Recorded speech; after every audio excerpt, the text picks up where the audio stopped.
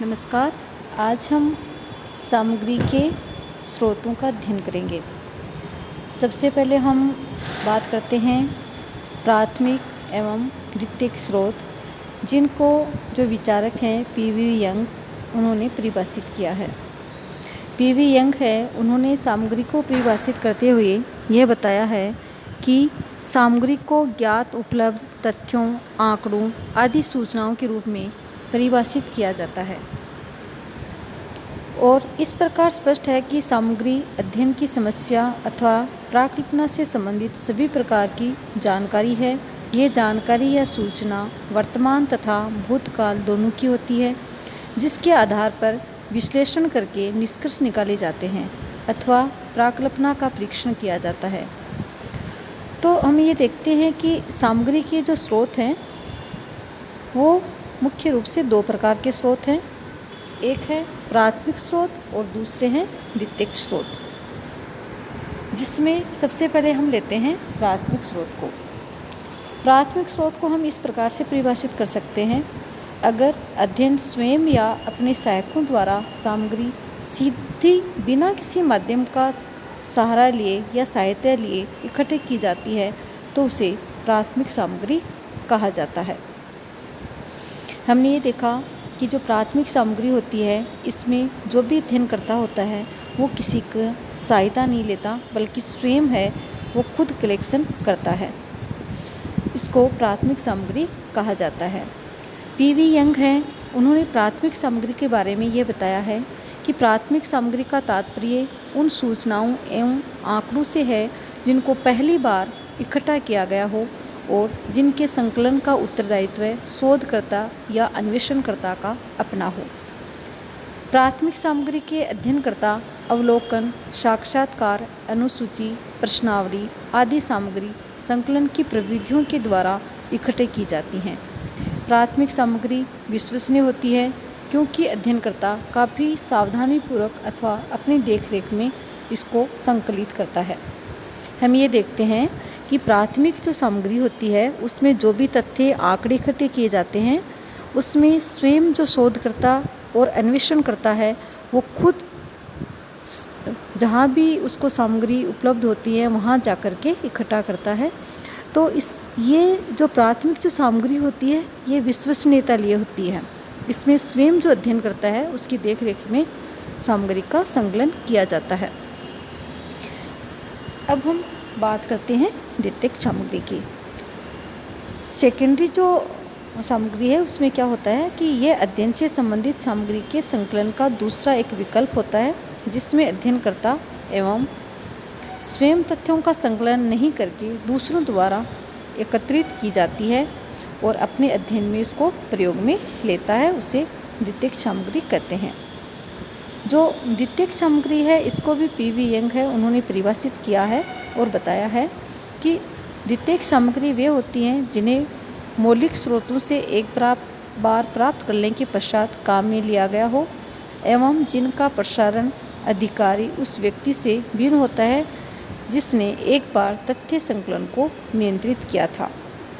जब अध्ययनकर्ता अपने शोध कार्य अथवा वैज्ञानिक अध्ययन में अनेक ऐसी सूचनाएं, तथ्य, आंकड़े तथा जानकारी काम में लेते हैं जो दूसरे अध्ययनकर्ताओं, वैज्ञानिकों, एजेंसियों, संगठनों आदि के द्वारा इकट्ठी की होती हैं, अतः ये कहा जा सकता है कि अध्ययनकर्ता जो भी सामग्री अपने अध्ययन में काम में लेता है जो उसके स्वयं के द्वारा इकट्ठी नहीं की जा करके बल्कि विभिन्न जो स्रोत हैं उनसे उसने इकट्ठी की हैं।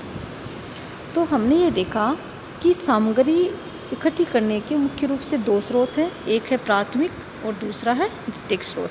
प्राथमिक जो स्रोत है उसमें स्वयं अध्ययन करता है, वो किसी भी घटना स्थल पर या जहाँ उसको सामग्री उपलब्ध होती है वहाँ जा कर के वो सामग्री को इकट्ठा करता है। इसलिए प्राथमिक जो सामग्री होती है वो हमेशा विश्वसनीयता लिए होती है, क्योंकि इसमें स्वयं जो अध्ययन करता है वो खुद प्रत्यक्ष रूप से वहाँ जा कर के विभिन्न तथ्यों का संकलन करता है। लेकिन सेकेंडरी जो सामग्री होती है उसमें क्या होता है कि अध्ययन करता है वो अपने शोध कार्य में जो सामग्री काम में लेगा वो किसी एजेंसी या वैज्ञानिकों या फिर किसी भी संगठन द्वारा पहले से सूचना इकट्ठी की होती है और वहाँ से उनका कलेक्शन वो कर लेता है और उसके बाद में प्रयोग में लेता है। अब हम बात करते हैं हमारी जो प्राथमिक जो सामग्री की जो स्रोत है, प्राथमिक और द्वितीयक स्रोत। प्राथमिक स्रोत है वो हमें कहाँ कहाँ से प्राप्त होते हैं। तो प्राथमिक स्रोत के दो प्रकार हैं, एक है प्रत्यक्ष स्रोत और दूसरा है अप्रत्यक्ष स्रोत।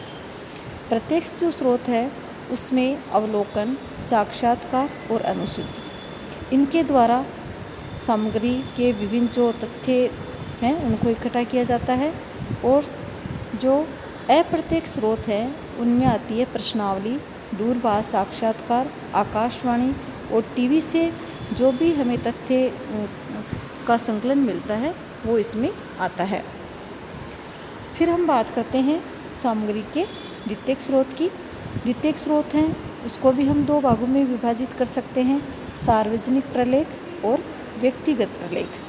सार्वजनिक जो प्रलेख हैं उसमें प्रकाशित प्रलेख आते हैं और अप्रकाशित दोनों को शामिल किया जाता है। और व्यक्तिगत जो प्रलेख हैं उसमें पत्र है, संस्मरण है, डायरियाँ हैं, जीवन है, इतिहास है इत्यादि को शामिल किया जाता है। तो जब भी कोई शोधकर्ता या अध्ययनकर्ता अपने अध्ययन के लिए विभिन्न तथ्यों को इकट्ठा करना चाहता है तो उसके पास दो तरीके होते हैं, एक है प्राथमिक स्रोत और दूसरा है द्वितीयक स्रोत। और वह इन प्राथमिक और द्वितीयक दोनों स्रोतों से जो तथ्य और आंकड़े इकट्ठा करता है उनका प्रयोग वह अपने शोध कार्य में करता है। लेकिन हमने ये देखा कि जो प्राथमिक जो स्रोत होते हैं सामग्री इकट्ठी करने के वो विश्वसनीय होते हैं, क्योंकि इसमें स्वयं जो अध्ययन करता है वो घटनास्थल पर जाकर के और तथ्यों का संकलन करता है। लेकिन सामग्री के जो द्वितीयक स्रोत हैं उसमें इतनी विश्वसनीयता नहीं होती, क्योंकि जो अध्ययन करता है जो भी वह सामग्री जो तथ्य या सामग्री इकट्ठी करता है वह या तो किसी वैज्ञानिकों या एजेंसियों या संगठनों द्वारा इकट्ठी की होती है और उनसे ही वह लेता है।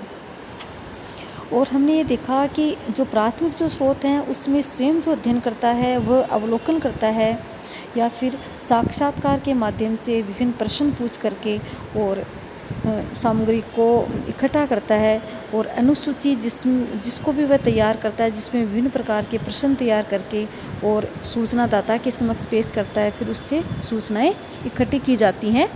इसके अलावा दूरभाष पे जो भी साक्षात्कार होता है उससे भी जो विभिन्न तथ्य हैं उनको इकट्ठा करता है। आकाशवाणी और टेलीविज़न के माध्यम से जो भी आंकड़े प्रसारित किए जाते हैं उनको इकट्ठा करके वह अपने अध्ययन कार्य में इसको प्रयोग में लेता है। और जो द्वितीयक जो स्रोत हैं उसमें जैसे प्रकाशित और अप्रकाशित जो प्रलेख हैं उनका सहारा लिया जाता है।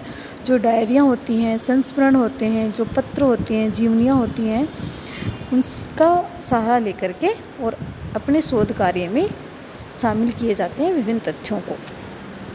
धन्यवाद।